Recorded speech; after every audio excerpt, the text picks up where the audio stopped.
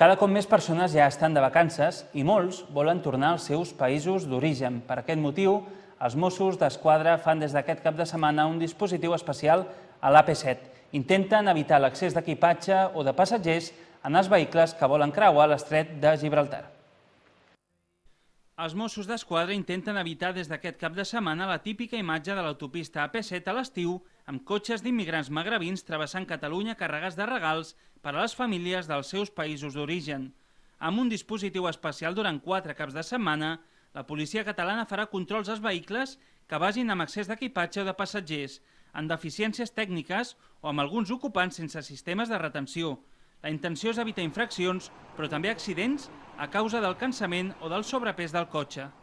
Hi ha un primer lloc que seria el detectar els vehicles que poden portar aquest sobreexcés de pes o de persones o que pot semblar que són persones que tenen la voluntat de desplaçar-se per tot el corredor del Mediterrani i per la qual cosa el que volem és interactuar amb ells, donar consells de seguretat, intentar assegurar-nos que no hi ha motius de cansament, de fatiga, de somnolència, que la gent va perfectament situada en el vehicle, fent ús dels cinturons de seguretat, etc.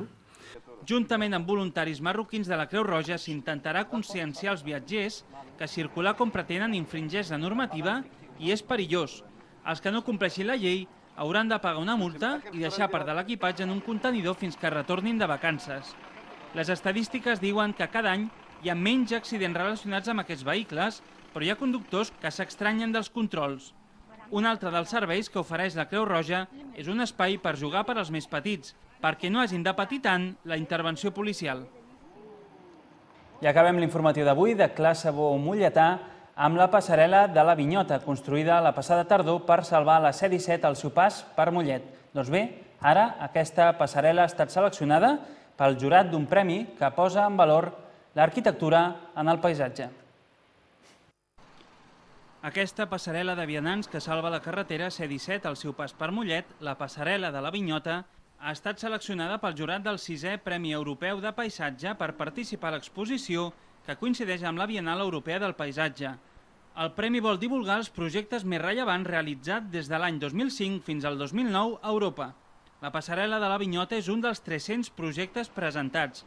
Formarà, segons el consistori molletà, part del catàleg internacional de la 6a Biennal i d'una exposició del Col·legi d'Arquitectes. La mostra es podrà visitar a la seu col·legial de Barcelona del 29 de setembre al 26 d'octubre. La passarel·la va situar-se sobre la C-17 durant la passada tardor. El muntatge i col·locació va tenir un cost de gairebé 1,2 milions d'euros finançats pel Fons Estatal d'Inversió Local 2009.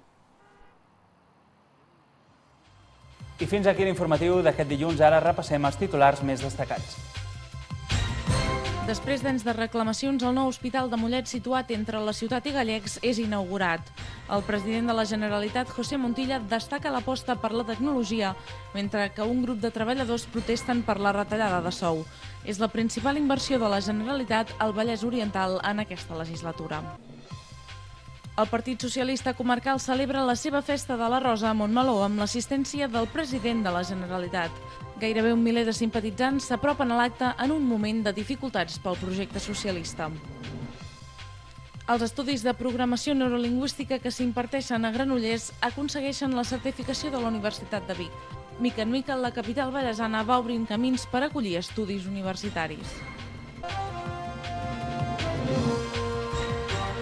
Ara sí, acabem. Els deixem amb la previsió meteorològica pels propers dies. Nosaltres tornarem dijous amb més notícies vallesanes, com sempre, a 2:15 del vespre. Que tinguin una bona setmana, que vagi bé. Fins dijous.